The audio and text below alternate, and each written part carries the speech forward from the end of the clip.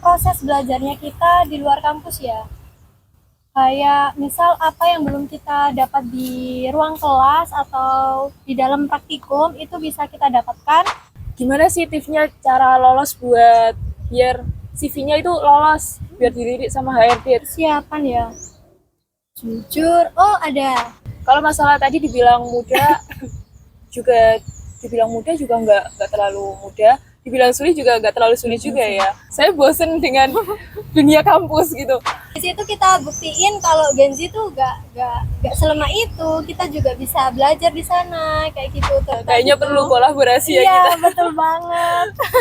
Juga kalau misal punya sertifikat organisasi nih, seperti kamu kalau mau nyodorin gitu, lampirkan saja sertifikat organisasi.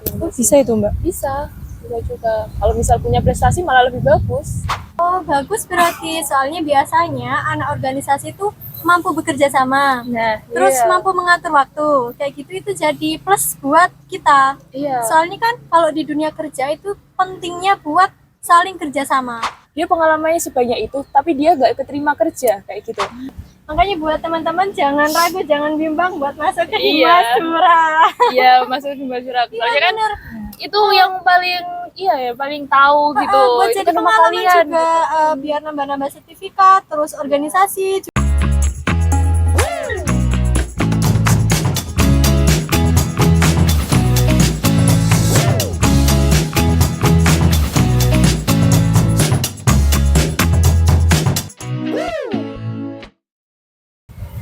Assalamualaikum warahmatullahi wabarakatuh.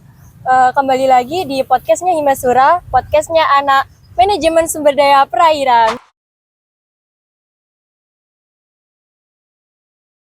Mungkin boleh tepuk tangan. Nah, di sini kita ada Mbak Alda sama Mbak Sulis nih.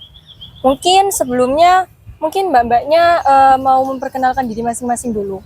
Mungkin dari Mbak ini. Oke. Baik. Perkenalkan, nama saya Alda Jasud Daud, biasa dipanggil Alda.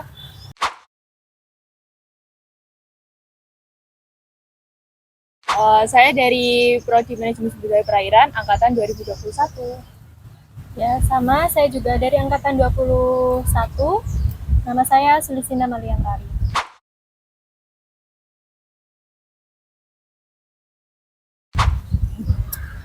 Ya, udah kenal semua nih kayaknya. Jadi, gimana nih kabar mbak-mbaknya? Mbak Alda gimana kabarnya? Kalau saya baik, alhamdulillah sehat. Mbak Sulis? Alhamdulillah baik juga, sehat.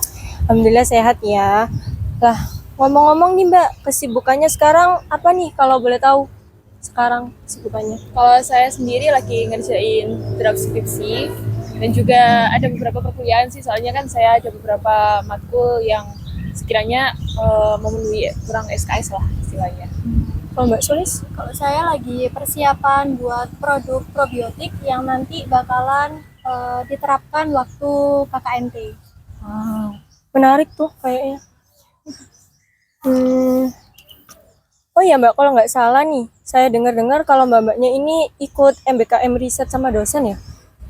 Kalau saya sendiri enggak, soalnya kemarin sebenarnya ada, tapi berhubung saya sudah punya data sehingga saya limpahkan ke teman saya. Kalau Mbak Sulis? Kalau saya ikut MBKM yang KKNT, sama-sama ikut dosen, cuma saya lebih ke pengabdian di desa. Iya. Terus sebelumnya mbak-mbaknya udah pernah ikut MBKM MSIB nggak? Ataupun magang industri gitu sebelumnya? Kemarin saya MBKM MSIB atau magang dan studi independen dari pemerintah. Kalau saya sendiri itu magang industri ya. Kebetulan perusahaan yang saya pilih itu di PT Sentral Protena Prima yang ada di Sidoarjo. Itu sih. Oke, langsung saja sih ke pertanyaannya. Ya. Kalau boleh tahu menurut mbak-mbaknya apa sih MBKM itu dan contohnya apa aja? Biar teman-teman manajemen sumber daya perairan yang lihat video ini tuh tahu MBKM itu apa, terus contohnya seperti apa. Mungkin dari Mbak Sulis dulu. Iya, boleh. Kalau menurut saya MBKM tuh proses belajarnya kita di luar kampus ya. Kayak misal apa yang belum kita dapat di ruang kelas atau di dalam praktikum itu bisa kita dapatkan di tempat-tempat yang sudah apa ya bersertifikat gitu. Contohnya kan kalau saya lebih memilih di CPP ya, sebutannya itu CPP, itu saya magang industri. Di sana saya bisa belajar apa yang belum saya dapatkan di sini. Contohnya waktu dulu eh, mata kuliah mikrobiologi itu kurang berkesempatan waktu praktikum, jadinya saya bisa belajar lebih di CPP itu tentang gimana kultur bakteri, gimana isolasi bakteri, gimana buat perhitungan bakteri seperti itu.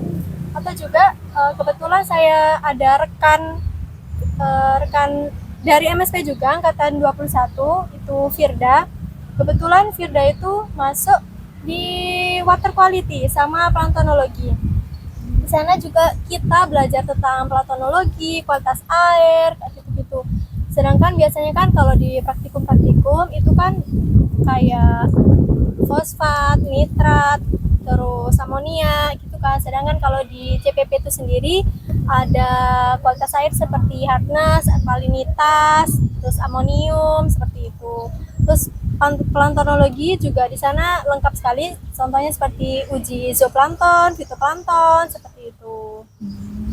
Jadinya apa yang belum kita dapatkan di kuliah sama di praktikum itu kita bisa dapatkan waktu kita magang, waktu kita MBKM. Kalau dari Mbak Alda? Kalau dari saya sendiri MBKM ya, masalah MBKM. MBKM sendiri kan merupakan singkatan dari magang, mohon maaf, Merdeka Belajar. iya, Merdeka Belajar Kampus Merdeka. Ya. MBKM sendiri itu ada beberapa bagian ya. Ada yang dari PMM, ada yang MSIB, ada juga wirausaha kayak kalau punya produk nih, kalau mau dibuat usaha yang lebih itu bisa. Yang Terus mengajar iya, kampus mengajar juga ada kayak gitu.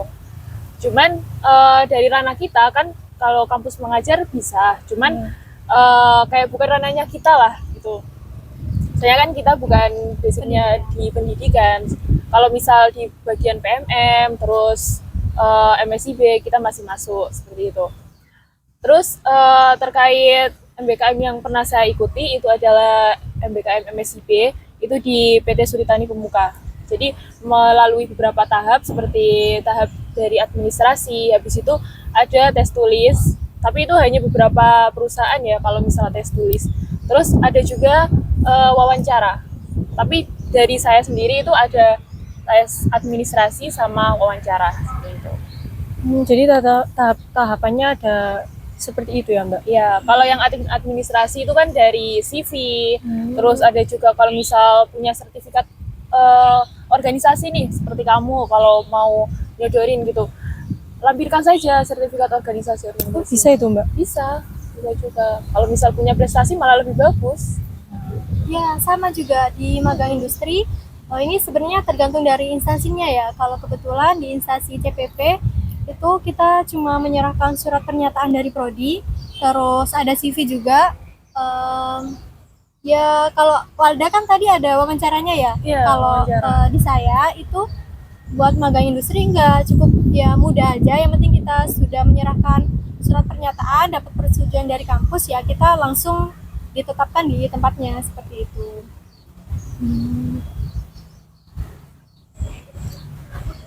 Kan tadi mbak-mbaknya bilang ya kalau ada tahap-tahapannya. Nah, pertanyaan saya itu ini sih Mbak, mungkin persiapan apa aja sih yang udah mbak-mbak lakuin buat melakukan tahap-tahap tersebut? Entah itu nyiapin materi atau apa gitu? Mungkin dari suluh-suluh nih. Ya. Persiapan ya, jujur, ada persiapan proposal. Nah kita nanti di sana nanti mau ngapain aja, pasti kan ada proposalnya kan. Iya. Nah ya kita siapin, kita juga usulin ke dosen pembimbing seperti itu. Baru kalau udah disetujui kita kirim ke HRD-nya yang ada di sana. Pasti yang dari HRD tuh terima-terima aja, gak apa-apa gitu. Tapi soal persetujuan ada kita melakukan apa di sana itu terserah dari SOP yang ada di instansinya seperti itu. Kalau persiapan kayaknya cukup itu aja sih, soalnya gak apa ya, gak terlalu ribet sih menurut saya kalau gabung ke MBKM magang industri.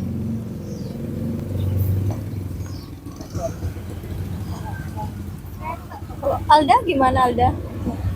Kalau dari saya sendiri kan tadi kan Sulis buat ini ya, buat proposal ya. Iya. Kalau dari saya sendiri itu proposalnya nyusul. Jadi kan kita pasti tahu nih, kita harus tahu juga kayak kegiatan di sana itu seperti apa. Karena kan waktu itu saya kan keterimanya di bagian teknisi budidaya. Kita kan belum belajar sampai situ ya, soalnya kan masih basic banget lah dasar budidaya, masih belum mengetahui terlalu dalam. Terus waktu saya di sana saya baru paham, kayak memahami 1 bulan, 2 bulan saya baru paham. Habis itu saya baru nyodorin proposal, habis itu baru ini. Untuk kalau sebelum ini ya, sebelum kegiatan sendiri itu harus CV tadi, CV terus beberapa nilai-nilai, terus surat-surat juga. Tapi awalnya emang sudah saya niatkan. Saya sudah tanya-tanya ke cutting juga, terus ada juga dari univ lain juga saya tanyakan. Kayak persiapannya apa sih? Terus saya juga scroll TikTok tuh. Kayak di TikTok kan biasanya ada tuh kayak gimana sih tipsnya cara lolos buat biar CV-nya itu lolos, biar dilirik sama HRD. Terus ada juga biar nilainya itu kayak memenuhi atau enggak. Terus ada juga sertif apa sih yang harusnya dilampirkan biar bisa sesuai sama bidangnya tersebut. Terus ada juga kayak perusahaan, soalnya kan kita bakalan milih 20 perusahaan. Kalau MSIB ya, MSIB milih 20 perusahaan mana yang sekiranya cocok buat kita. Soalnya kan kita backgroundnya perairan. Itu berarti yang milih perusahaan itu apa namanya? Bebas gitu ya? Iya, bebas. Kita bisa lintas peminatan kita. Kayak kita kan basicnya perikanan. Kita bisa di luar itu, bisa juga di DPR atau yang lainnya gitu.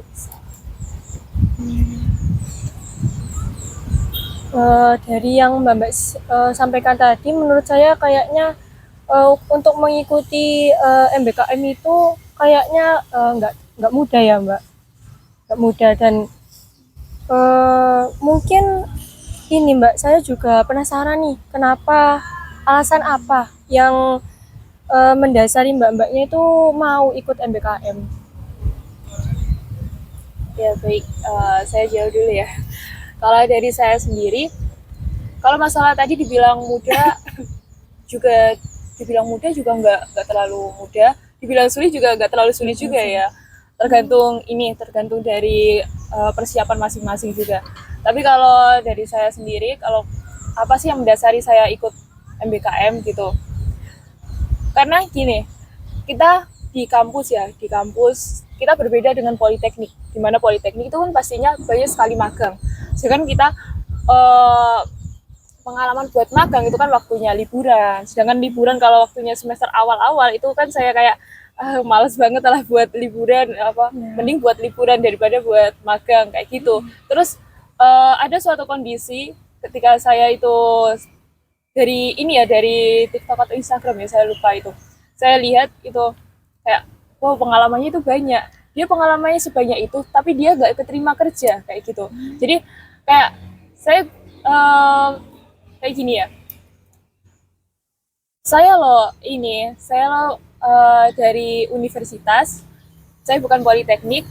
Saya magangnya itu berlandaskan cuma yang di Lombok kemarin, yang PKL itu.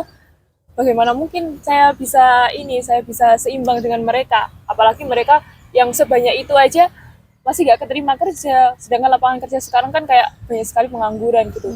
Ya udahlah, saya coba buat cari pengalaman. Terus di sisi lain juga ada alasan yang nggak begitu logis juga ya, kayak saya bosen dengan dunia kampus gitu. Males lah kayak dari kos ke kampus Praktikum. Iya, habis itu praktikum, laprak. Kan lebih enak kayak gimana sih dunia luar kayak gitu. Jadinya saya tertarik di MBKM. Sebenarnya sama sih, kayak malah awalnya saya tuh gak mau ikut MBKM, cuma maunya awalnya tuh PKL kan, PKL di CPP.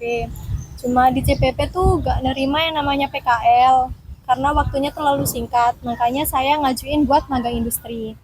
Ya, ya itu saya maunya tuh belajar dunia kerja tuh seperti apa, terus pengalaman di dunia luar tuh seperti apa, kayak gitu sih. Terus kayak ada bagian-bagian yang contoh apa ya, bersikap sama atasan tuh kayak gimana sih, nah kayak gitu. Kita juga belajar di sana kayak apa namanya, ngobrol sama atasan Iya. seperti apa, pasti ada apanya sih, batasan gitu ya.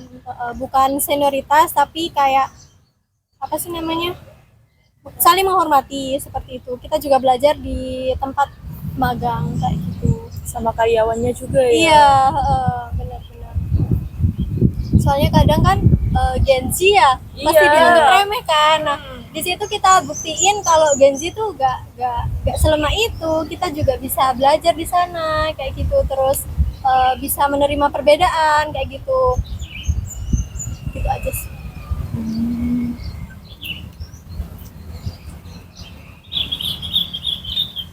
Eh, jadi MBKM itu alasannya mbak-mbaknya ikut itu buat kayak cari pengalaman gitu ya. Benar. Iya. Iya. Saya baru tahu loh ternyata ada itu juga kayak ada batas-batasan juga kalau ngomong ke atasan sama mungkin karyawan-karyawan lainnya gitu ya mbak. Iya benar, kayak walaupun mungkin kita seumuran nih, tapi jabatannya dia tuh lebih tinggi. Nah kita juga harus menghormatin ke beliau kayak gitu. Di dunia kerja seperti itu. Ternyata saya juga baru tahu waktu gabung ke Iya, sama saya sana, juga baru kayak tahu gitu. gimana sih caranya interaksi gitu. Iya. Ada masanya juga kita kayak kalau di sini kan kita nunggu kalau disapa Iya. ya. Kalau di sana enggak, kita Harus harus nyapa kayak duluan. iya gimana caranya kita diajak ngobrol terus, nggak mati ini, bener. ya, nggak mati diskusi ya. Kalau boleh tahu tuh mbak kegiatannya apa aja ya mbak saat MBKM mbaknya ini? Mungkin dari mbak Sulis dulu. Kalau kegiatan saya sebenarnya dibilang mudah tuh ya gak juga, tapi kalau dibilang gampang ya lumayan juga, karena kan ngikutin program kerja sama SOP yang di sana kan pasti beda sama yang kita pelajari di praktikum laboratorium di kampus kan. Kayak SOP sana tuh apa ya, bagi saya itu lebih mudah kayak gitu, soalnya udah tertata kayak gitu, jadi kita tinggal ngikutin. Itu mudahnya sih kegiatan yang di sana. Terus kegiatan yang di sana juga kayak apa ya, ya kita analisa apa yang di sana. Kita kan sebelumnya udah ngajuin proposal tuh. Nah kita juga pasti ngelakuin apa yang ada di proposal. Ya udah kita kerjakan yang apa yang mau kita lakukan, terus ngikut program kerja yang ada di sana kayak gitu. Selebihnya ya apa ya, pasti kalau MBKM itu ada logbooknya gak sih? Iya, Ya ada logbooknya. Jadi kegiatan-kegiatan yang kita kerjakan di tempat kerja itu dimasukkan ke logbook. Itu aja sih kesibukannya kalau aku ya gitu. Soalnya lebih di laboratoriumnya. Mungkin berbeda Iya. sama Alda Kalau kan saya lapang. fokus ke lapang. Nah kalau saya sendiri itu fokus di laboratorium seperti itu. Kalau di laboratorium tuh nanti bakalan ngapain mbak? Maksudnya ngidentifikasi apa gitu? Kebetulan kalau saya tuh ada di section mikrobiologi ya. Otomatis kegiatannya tuh kayak kultur mikrobiologi, bakteri kayak gitu, terus buat media pertumbuhan, terus isolasi bakteri, terus perhitungan koloni bakteri seperti itu, terus pewarnaan bakteri kayak gitu. Sedangkan ada lagi di section lain itu seperti rekan saya itu Firda, itu di laboratorium water quality, itu dia nguji kualitas air seperti Iya, tom, terus alkalinitas, amonium, terus nitrat, fosfat, seperti itu. Terus kalau di planktonologi itu kita identifikasi fitoplankton sama zooplankton. Tapi di sana juga kita kadang belajar di section histopatologi, dimana aku tuh juga pernah gitu lah. Keren Belajar- banget masalah belajar- histopatologi ya. Iya, cuma gak sampai dalam pas bagian emeding penanaman itu. Apa tuh namanya? Apa tuh Yang kayak- bagian-bagian dari ikan, Oh, udang iya, itu iya. ditanam di parafin di lilinnya gitu. Terus belajar apa lagi ya? Penyakit udang EHP itu kalau gak salah ya. Oh iya, Ya, iya. itu juga Berarti pernah. lebih ke ini ya, kayak apa? Penanaman Pengamatan. bakteri gitu. Iya, pengamatannya gitu. Gitu. Iya.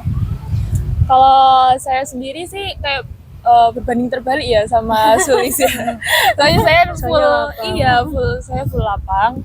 Bukan dibilang full lapang juga sih. Soalnya ada beberapa masa saya juga saya juga di lab. Kalau kegiatan saya sendiri harian itu kayak saya kasih makan, terus ngamati air buat kolam udang itu tadi, terus udangnya sendiri. Tapi waktu awalan selama 1 bulan itu saya berkolaborasi dengan mentor saya, dengan Mas Anggi waktu itu. Kayak disuruh ngamati ini udangnya seperti apa, terus ini airnya seperti apa, itu amati perubahannya tiap hari. Setelah itu baru saya kayak dilepas kayak gitu, dilepas terserah saya mau ngasih apa. Kalau misal ada problem nih, oh airnya ada tanda-tanda bahwa udangnya itu sakit, dilihat dari airnya tersebut atau dari udangnya tiba-tiba ada kematian, nanti saya laporkan ke mentor saya.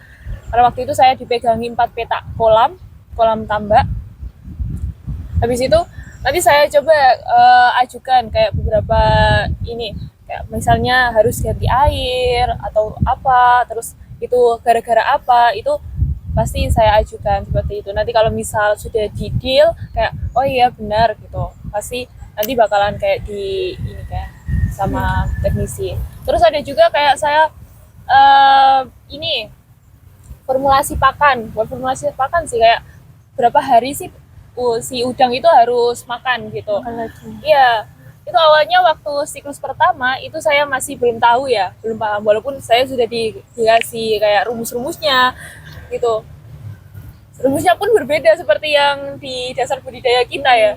Kayak rumus-rumusnya udah semua nih rumus-rumusnya. Tapi saya nggak tahu nih, kayak udangnya sekian, dia besarnya sekian, saya kasih makan berapa. Terus habis itu saya coba amati selama 1 bulan 1 siklus tadi itu. Terus di siklus berikutnya saya coba terapin. Ternyata oh benar, saya bandingkan sama yang ada di buku teknisi saya seperti itu. Terus ada juga kalau yang di lab itu saya mengamati lipid hepatopankreas gitu. Jadi kayak hepatopankreas udang yang di otaknya udang gitu. Itu waktu 2 minggu terakhir sih itu saya coba kayak mengamati gimana sih caranya belah hepatopankreas biar nggak pecah gitu hepatonya, itu saya coba amati. Terus kayak kalau misal dia kan nanti dilihat di mikroskop tuh kayak ini dia full, kalau dia full berarti pertumbuhannya baik. Kalau misal dia nggak full, bulir-bulirnya gitu ya? iya bulir-bulirnya itu nggak full, berarti dia sakit. Itu juga dilihat. Tapi di sini masih belum diterapin seperti itu. Mungkin next lah. Dari penjelasannya Mbak tadi nih kayak seru banget gitu ya ikut MBKM itu. Seru banget. Pokoknya Dan pastinya- belajar hal iya. baru Dan lah. pastinya dapat pengalaman juga dong Mbak. Pasti. Nah, langsung aja nih pengalamannya nih. Apa Mbak setelah melakukan kegiatan tersebut, kayak kan pasti kegiatan tersebut kan kayak ada lika-likunya nih. Ya kayak contohnya kayak tadi Mbak Alda yang belum tahu jadi Iya. tahu, sama Mbak Sulis juga. Nah, pertanyaannya ialah pengalaman apa yang Mbak-mbaknya dapetin dari mengikuti kegiatan tersebut? Dari Mbak Sulis dulu ya. Yo. Sebenarnya tadi sudah kita ceritain nggak sih kita Iya, juga singgung-singgung dikit lah, apa namanya, yang sebelumnya contohnya saya tuh nggak tahu kultur bakteri itu seperti apa, isolasi bakteri itu seperti apa. karena magang saya bisa jadi tahu prosedurnya, bahan-bahan apa yang digunakan, alat-alatnya kayak gitu. Yang sebelumnya waktu praktikum kita belum lihat, itu saya bisa lihat secara langsung penggunaannya seperti apa, terus ya segala macam lah, barang-barang canggih lah ya itu sebutannya, yang mungkin di lab yang kita punya itu masih belum ada kayak gitu. Kita bisa belajar di situ. Terus prosedur-prosedurnya itu pasti beda kan, yang ada di sini sama SOP yang sudah diterapkan dan ditetapkan sama pihak instansinya kayak gitu. Ada sedikit perbedaan, namun di situ tetap tujuannya sama, yaitu untuk untuk menghasilkan produk budidaya yang unggul seperti itu. Tadi kan waktu Alda itu bagian lapang kan, sedangkan saya itu gak ada kesempatan buat ke lapang, soalnya fokus buat di laboratorium kayak gitu. Pernah ke lapang cuma cuma kunjungan aja kayak gitu, jadi kurang paham tadi yang apa yang disampaikan Alda tentang pakan-pakannya, terus kayak udang-udang yang sakit itu seperti apa. Soalnya kan kalau saya sendiri itu cuma menerima sampel kayak gitu, Alda. Kita tuh cuma menerima sampel terus kita uji di lab. Kayaknya gitu. perlu kolaborasi ya iya, kita. Betul banget. Itu sih pengalaman-pengalamannya.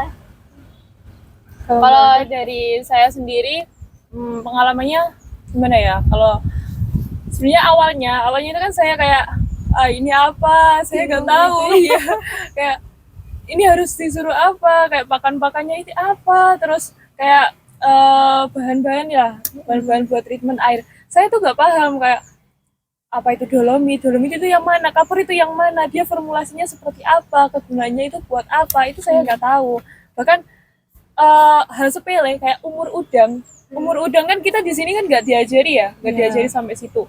Hanya kayak kualitas air aja. Terus umur udang itu sampai saya tanyakan, umur udang itu berapa kayak gitu. Itu hal sepele banget, tapi hal-hal tersebut itu kayak bermanfaat banget buat saya. 4 bulan tuh ya saya rasa sendiri tuh masih kayak kurang banget gitu, kayak haruslah saya belajar lagi gitu. Sampai saya punya tekad sendiri itu pengenlah belajar lagi, nanti kalau udah selesai skripsi itu baru saya pelajari lagi kayak gitu. Cuman plusnya kalau misal diminta buat budidaya, insya Allah bisa. Nah tadi kan Lita nih yang tanya-tanya ke kita, sekarang kita gantian. Boleh lah, boleh. Kalau Lita sendiri nih kan udah dengerin kita nih, kayak gimana sih MBKM kayak gitu. Kalau Lita sendiri ada nggak bayang-bayang mau ikut MBKM? Iya. Kayaknya mau sih Mbak, soalnya ya bener yang dikatain Mbak Suli sama Mbak Alda, kayak di dunia kampus ini belum tentu sama juga kan di dunia kerja, dan tentunya ya di dunia kerja kan ada alat-alat canggih yang nggak ada di sini gitu. Jadinya kayak pingin lebih memperluas ilmu lah gitu. Pingin sih Mbak kalau mencoba hal baru gitu, seru juga kayaknya ya, walaupun mungkin bakalan ini ya kayak stres dikit mungkin. Soalnya kan pasti banyak culture shock gitu kan ya kayaknya. Tapi ya ada di awalan kayak seru gak sih kayaknya Mbak? Iya seru, apalagi kebetulan ya aku tuh ada kayak mbak-mbak analisis lainnya tuh baik banget. Kita tuh, mereka tuh welcome gitu sama anak magang, kayak bantuin gitu ya Mbak? Iya, kita nggak tahu nih, kamu nggak tahu yang mana, kita ajarin ya kayak gitu. Mereka tuh welcome banget, terus ngajarin sampai kita tuh bisa gitu. Jadi jangan takut buat buat belajar ke tempat-tempat kayak magang kayak PT-PT besar kayak gitu. Soalnya pasti mereka bakalan ngajarin kita, asalkan kita juga mau menghormati beliau-beliau kayak gitu. Soalnya pasti mereka tuh ada timbal baliknya ya, kalau kita bisa menghargai beliau juga pasti dengan senang hati buat ngajarin kita kayak gitu. Iya. Terus ada poin lagi nih, kalian harus aktif gitu. Bener aja. banget, aktif. Ya aktif bertanya, aktif buat partisipasi, terus misal mbak-mbaknya atau orang-orang di lab atau di lapang lagi kesibukan, ya kita harus aktif buat bantu mereka. Soalnya kita magang ya. Inisiatif gitu ya Mbak? Iya, inisiatif, bener banget. Kalau kita cuma diam ya kita gak bakalan nerima ilmu apapun kayak gitu. Iya, Hmm. itu sih. Jadi nih menurut dari kegiatan yang udah Mbak lakuin tersebut, benefit apa yang Mbak Alda sama Mbak Sulis udah rasain? Maksudnya sampai masa sekarang nih Kak kerasa, oh untungnya aku ikut MBKM itu soalnya ternyata gini-gini gitu. Benefit. Benefitnya Iya. yang lebih kerasa kita tuh lebih kenal dunia kerja ya. Kayak di sana tuh semuanya tuh harus saset. Bener nggak Alda? Iya. Kayak harus saset, misal diperintahkan sama atasan tuh besok harus selesai ya, besok harus selesai gitu. Kalau lambat dikit gimana Mbak? Wah, Langsung dimarahin? habis. Kalau masalah Sudah marah habis ya. kayaknya enggak ya, Cuma tapi kayak gimana ya gitu, iya, kayak nggak penilaian tepat lah, waktu, penilaian nggak tepat lah, waktu gitu. banget, kayak gitu. Kita aja kayak di awal-awal sana tuh kayak kalau bisa harus tepat waktu ya, kayak belajar apa gitu, hari ini harus selesai kayak gitu, terus buat apa gitu, besok harus selesai ya kayak gitu. Soalnya kalau enggak itu penilaiannya pasti buruk, terus Iya. apa ya, nggak dikucilin, cuma kayak apa ya, anak ini tuh apa ya, kinerjanya tuh kurang kayak gitu, takutnya kita tuh dipandang rendah kayak gitu. Nah, iya. Kalau di aku emang ini ya, kalau yang di lapang itu gak terlalu serius-serius banget emang. Cuman kan kita harus tahu diri juga ya, kayak kita loh sebagai mahasiswa, kita di sana lo cuma beberapa bulan aja. Ya harusnya kita harus menunjukkan yang terbaik lah. Kita juga membawa nama ini, nama UNIF, nama prodi juga gitu. Apalagi kan kalau di aku kan MSP ya. Kalau yang di tempat magangku itu rata-rata anak budidaya terus anak kelautan gitu. Sih. Iya sama banget, kayak apa ya, yang rata-rata itu, walaupun aku saya tuh gak punya teman magang selain dari MSP sendiri ya, tapi yang sebelumnya tuh rata-rata tuh dari aquaculture emang, terus ilmu kelautan kayak gitu. Jadi kayak MSP ya mungkin mereka pernah dengar MSP, cuma jarang aja kayak manajemen sumber daya perairan gabung di laboratorium tuh kayak Ngapain gitu iya, ya mungkin? gitu. Iya. Walaupun sebenarnya kita kan juga belajar ya di Iya. laboratorium, cuma kayak mungkin ilmunya kita tuh karena terlalu luas, gak spesifik, jadinya kayak sedikit ngangong pas nyampe laboratorium kayak gitu. Kalau di aku ngiranya itu kalau MSP itu berarti basicnya itu di lab gitu. Oh, gitu. Soalnya kan dia kan lebih tahu Iya, lebih iya, tahu iya, masalah iya. perairan. Pokoknya MSP, kimia, terus biologi, itu jurusan-jurusan yang itu yang biasanya itu ada di lab. Sedangkan kalau yang ada di lapang itu kan harusnya budidaya perairan. Padahal no, enggak. Semuanya itu bisa gitu, kayak kita, terus kita dari MSP, dari IKL, terus dari budidaya, kita itu sama. Nggak ada Ya, saking luasnya sampai orang-orang tuh sebenarnya kamu nih di mana sih kayak gitu. Iya. Soalnya pernah juga waktu di lapang tuh ya, kan kunjungan ke lapang tuh Alda sama teknisinya di sana, itu ditanyain kayak biosecurity tahu nggak gitu. Apa ya, aku lupa ya kayak gitu. Jadinya kayak kurang banget kan, kayak Iya sih. seorang anak MSP gak tahu biosecurity kayak gitu kan. Iya, bahkan aku waktu training kan, ada training itu.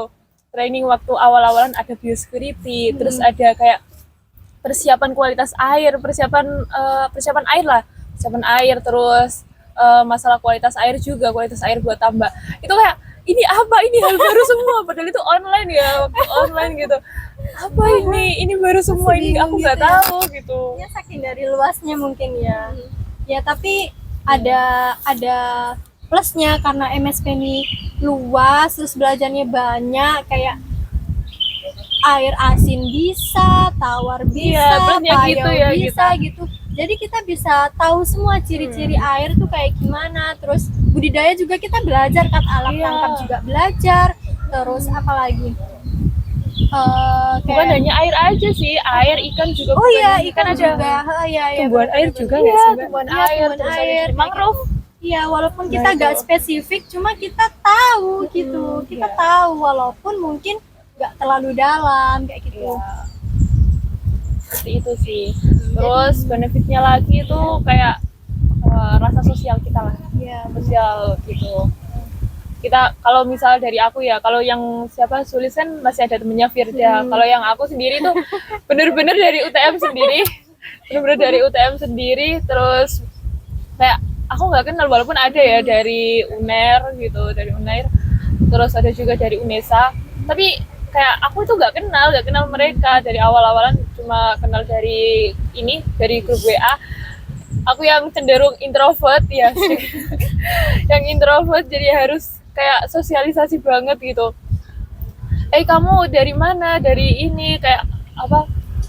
Dari prodi mana? Nanti bareng ya, nanti ini ya kayak gitu. Bahkan apa dari bandara, terus dari juga dari kereta juga itu bener-bener kayak nyari teman. Oh ini kayak ini satu gerbong sama aku, oh ini satu pesawat sama aku kayak gitu. Waktu di sana juga sama, kayak aku nanti bakalan tinggal sama siapa ya kayak gitu. Tapi itu awal-awalan aja sih. Waktu udah selesai malah kayak kangen banget sama mereka gitu.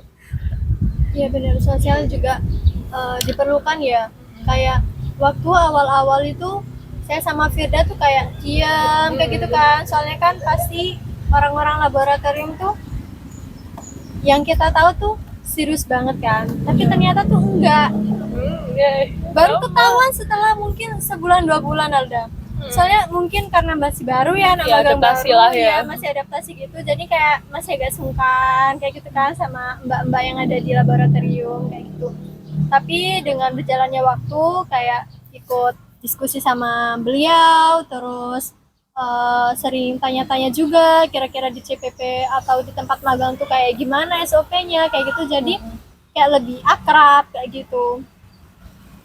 Jadinya bener pas waktu pulang tuh ada beneran aku kayak nggak siap banget buat Iya. pulang. Beneran gak sih ini cuma sebentar kayak gitu. Bener ini tau udah selesai tak, soalnya kayak merasa kurang karena mungkin kinerja kita di sana masih kurang atau Iya. entah karena kita terlalu nyaman di tempat itu kayak gitu. Terus lowongan kerja juga sih ya, kita juga bakalan kayak nanti kalau misal saya masih belum dapat kerja, kayak misal aku belum dapat kerja, ya udahlah saya aku nanti nyobain di sana kayak gitu. Bener. Sama juga kayaknya Iya. di Victoria. Tadi tentang benefit, terus di benefit juga pasti ada kamu dapat sertifikat gitu nggak? Ya, dapat Iya. sertifikat double. Ya pasti dapat sertifikat sih. Kayak kita pernah belajar di mana, kita pernah magang di mana, itu juga dapat sertifikat. Mungkin kalau ada dapat sertifikat gitu kan. Kalau di tempat saya di CPP tuh dapat surat keterangan kalau sudah magang di CPP kayak gitu. Itu salah satu benefitnya. Terus ada juga uang lah ya, tapi dengan nominal ya tahu sendiri. Lumayan ya guys. Iya. Lumayan loh anak ini. Boleh nih. Iya. Sebenarnya udah sih Mbak pertanyaannya. Itu tadi pertanyaan terakhir. Tapi buat teman-teman mahasiswa manajemen sumber daya perairan nih, biar mereka tahu juga, boleh nih kasih tips dan trik untuk mahasiswa manajemen sumber daya perairan yang berminat mengikuti MBKM. Mungkin dari Mbak Alda dulu. Kalau saya sendiri, saya kan ini ya, kalau masalah MSIP dari pemerintah ya, siapin kayak dokumen-dokumen seperti CV, perbaiki CV kalian itu sangat membantu buat apply ke perusahaan-perusahaan. Soalnya saya dengar dari ini ya, yang rame di Instagram juga itu kayak kuota MSIP sekarang itu dikurangi kayak gitu. Nah, jadinya kan kita juga harus ekstra bersaing lagi nih. Bukan hanya kayak kita ngandelin satu sertifikat aja. Saya udah punya satu sertifikat, bisa lah nanti di-apply gitu. Enggak. Lampirin juga kan sekarang lagi rekrutmen itu ya, Asprak ya. Nah, itu coba aja nggak apa-apa. Nanti kan bakalan dapat sertif juga. Nah, itu sertifnya lampirin kayak gitu. Terus ada juga kalau misal lomba-lomba tuh yang desain sama Pak Haryo atau dosen-dosen yang lain, itu cobain aja nggak apa-apa. Walaupun dalam kutipan tersebut itu kalian sebagai peserta itu nggak masalah kayak gitu. Nanti lampirin aja kayak, oh karena ini udah pengalamannya udah banyak kayak gitu. Bahkan ada salah satu ini wawancara saya itu pertanyaannya, kamu aktif di organisasi ya? Ya lumayan juga Bapak. Terus lagi kayak ngisi-ngisi materi, bukan ngisi materi sih, kayak saya sebagai moderator aja itu udah ditanyain kayak gitu. Sampai ke situ juga. Terus kayak kalau kalau dari situ kan masih dilihat tuh kayak oh anak ini bisa nih diajak sosialisasi kayak gitu. Kayak sosialisasi dengan para pegawai dan juga teman-temannya kan gitu bisa. Terus lagi dari ini ya pelajari setiap MBKM. Kalau misal mau PMM juga pelajari mana nih PMM yang sekiranya dia sesuai lah dengan bidang kita, dengan ini kita lah, dengan apa basic kita kan di masalah MSP gitu. Dan semua univ, gak semua univ itu punya prodi MSP, hanya beberapa aja kayak gitu. Terus lagi dari ini juga persyaratan dari MSIB, persyaratan dari PMM, terus plus minusnya kayak gitu, itu harus juga dipertimbangkan. Ya benar tadi kata Alda, di saya juga ada lampiran kayak CV gitu kan. Nah di CV juga mungkin di instansi saya itu tidak ada wawancara. Cuma waktu magang itu pernah ditanyain, kamu pernah itu nggak ikut organisasi nggak gitu? Ya pernah gitu. Oh bagus berarti, soalnya biasanya anak organisasi itu mampu bekerja sama, terus mampu mengatur waktu kayak gitu, itu jadi plus buat kita.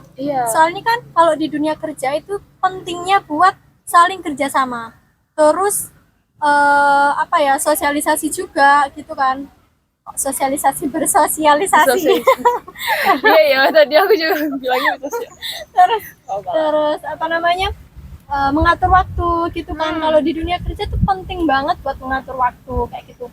Makanya buat teman-teman jangan ragu, jangan bimbang buat masuk ke Himasura. Iya, masuk ke Himasura. Soalnya kan itu yang paling tahu gitu. Buat itu jadi kan pengalaman kalian juga, biar nambah-nambah sertifikat, terus organisasi juga kan. Kayak kita juga di Himasura pasti banyak kegiatannya kan ya, pasti banyak. Terus kita juga saling kerjasama, terus ngatur waktu, mana buat himpunan, mana buat kuliah, mana buat praktikum, itu juga jadi soft skill gak sih? Jadi soft skillnya kita buat kayak ngatur waktunya kita kayak gitu. Soalnya mungkin bagi teman-teman masih semester awal nih kayak susah bagi waktu gitu, numpuknya tugas, praktikum yang tiba-tiba gitu kan.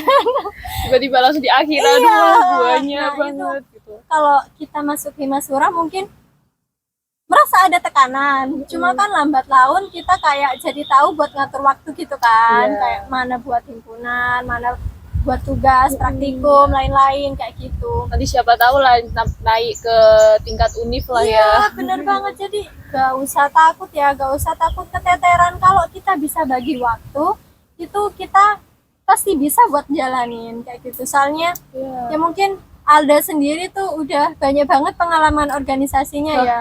Masih banyakin kamu kayaknya. Ya jadi itu kayak emang di organisasi kamu tuh ngapain aja kayak gitu, ada kegiatan apa aja kayak gitu. Itu ditanyain sih, kayak bukan waktu mau masuk sih, cuma kayak ngobrol-ngobrol aja sama kakak-kakaknya di sana kayak gitu. Tapi mungkin buat instansi-instansi lain itu beda ya. Kalau di CPP kan cuma nyiapin surat pernyataan, terus CV sama proposal juga kayak gitu ya. Mungkin kalau di instansi lain itu mungkin ada sesi wawancaranya juga ya. Tapi itu tergantung dari instansinya. Kalau tipsnya dari saya kayak cepet-cepetan aja sih. Soalnya kalau magang industri tuh kayak kita nyari tempat sendiri gitu loh. Kalau di tempat itu menyediakan ya kita ngajuin surat pernyataan kayak gitu. Misal di tempat magang itu misal di perusahaan itu nggak menyediakan buat anak magang, ya otomatis kita harus cari tempat lain. Yang penting kita pintar-pintar cari tempat, terus apa lagi ya? Terus sekarang juga banyak kok yang di UD Sinta Group yang Iya? di Bali itu Oh juga iya iya bisa. benar Terus benar benar. di saya kemarin juga tak tanyain kan dari manajernya dari HRD-nya itu katanya bisa kok di PT STP itu. Soalnya kemarin dari UGM itu juga ada yang magang industri di sana. Iya, intinya emang bener cepet-cepetan. Soalnya kadang ada kuotanya. Di setiap tempat tuh pasti ada kuota. Kalau di tempat saya tuh kebetulan maksimal tuh 2 orang. Jadinya anak magang tuh cuma saya sama Firda aja. Pokoknya pinter-pinter cari informasi Iya, lah ya. bener banget gitu. Saya aja itu baru ngabarin tuh 6 bulan sebelum berangkat. Iya, pokoknya semester 5 nyari, semester 6 berangkat kan? Iya. Iya. Awal banget kalau gitu ya Mbak. Iya benar, soalnya kebetulan di instansi saya di CPP tuh setiap periode, setiap semester itu pasti ada aja anak magang yang masuk. Nah, Dan itu pun cuma 2 orang. 2 orang. Paling banyak itu waktu itu pernah diceritain sama orang-orang di CPP tuh 3 orang. 3 orang. Paling banyak Iya, 3 orang. bener. Terbatas banget kalau gitu. iya. Iya terbatas. Kalau pengen tahu kayak kegiatanku seperti apa di STP itu bisa cek di like ini Instagramku. Itu ada di MSBPT STP sama di Lombok, kalau nggak salah PKL Lombok itu ada semua kegiatan. Dokumentasinya gitu ya Mbak. Tangan. Ya, soalnya saya orang yang suka ini. Terima kasih. Udah Mbak, itu udah pertanyaan terakhir dan terima kasih buat Mbak-mbaknya karena udah menjawab pertanyaan dari saya dan Sama-sama. udah berbagi pengalaman juga. Apalagi tadi udah dikasihin tips dan triknya. Gitu. Baik, sekian dari saya. Kurang lebihnya mohon maaf dan saya ucapkan kembali terima kasih kepada Mbak Alda dan Mbak Sulis karena sudah menemani saya di sini. Baik, saya tutup podcast kali ini. Nantikan podcast yang akan datang selanjutnya yaitu di podcast Himasura, podcastnya Mahasiswa Manajemen Sumber Daya Perairan.